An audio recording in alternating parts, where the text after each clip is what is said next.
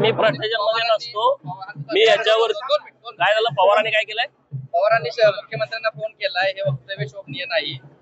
पवारांनी माननीय देवाभाऊंच्या मातोश्रींच्या वरती जेव्हा खालच्या लेवलला जाऊन टीका केली तेव्हा फोन केलता का? मी तर काय मीडियामध्ये बघितलं नाही। नंतर देशाचे पंतप्रधान जागतिक नेते माननीय नरेंद्र मोदी साहेबांच्या मातोश्रीवरती AI च्या माध्यमातून एक चुकीचा व्हिडिओ तयार केला तेव्हा पवारांनी माननीय मोदी साहेबांना फोन करून निषेध वगैरे व्यक्त केला का? हे जरा मला कुठं मीडियात असलं तर दाखवा, मग मी या विषयावरती नंतर बोलतो। उद्या आपल्या वक्तव्याचा राज्यभर निषेध होत आहे। चला उद्या मी बोलेन या विषयावर नंतर। कुणाची कशासाठी असं वक्तव्य केलं?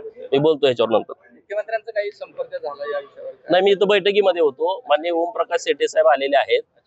जिल्ह्यातील जी माननीय मुख्यमंत्री महोदयांची योजना आहे, गावगाड्यातल्या सामान्य लोकांना मोफत उपचार मिळाले पाहिजेत, त्यांना चांगल्या हॉस्पिटलमध्ये त्यांच्यावरती उपचार झाले पाहिजेत। महात्मा फुले जन आरोग्य योजनेच्या माध्यमातून जेवढी हॉस्पिटल आहेत त्यांना काही अडचणी आहेत का, नव्यानं काही हॉस्पिटल पॅनलवरती घ्यायचे आहेत, त्यांच्याबद्दल चर्चा करण्याच्या दृष्टिकोनातून माननीय ओमप्रकाश शेटे साहेब आले होते। त्यामुळे मी 2 तास इथं बैठकीत होतो। वडार प्रकरणामध्ये तुम्हाला टार्गेट करण्याचा प्रयत्न झाला का? त्यामुळे सगळे बघा ना, तुम्ही या विषयावरती कोणच बोलत नाही। मी काय बोललो त्याच्यावरती बोलतायत, वडार प्रकरणावरती बोला ना।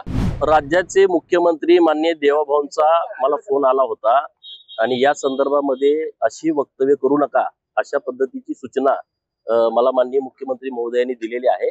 मी त्यांच्या सूचनेचं पालन करेन। पुढे काय आपण निर्णय काय घेणार? नाही, माननीय मुख्यमंत्री महोदयांनी ज्या मला सूचना दिलेल्या आहेत त्या सूचनेचं मी पालन करणार। म्हणजे इथून पुढे हा, या मागचा काय विषय नाही? ठीक आहे.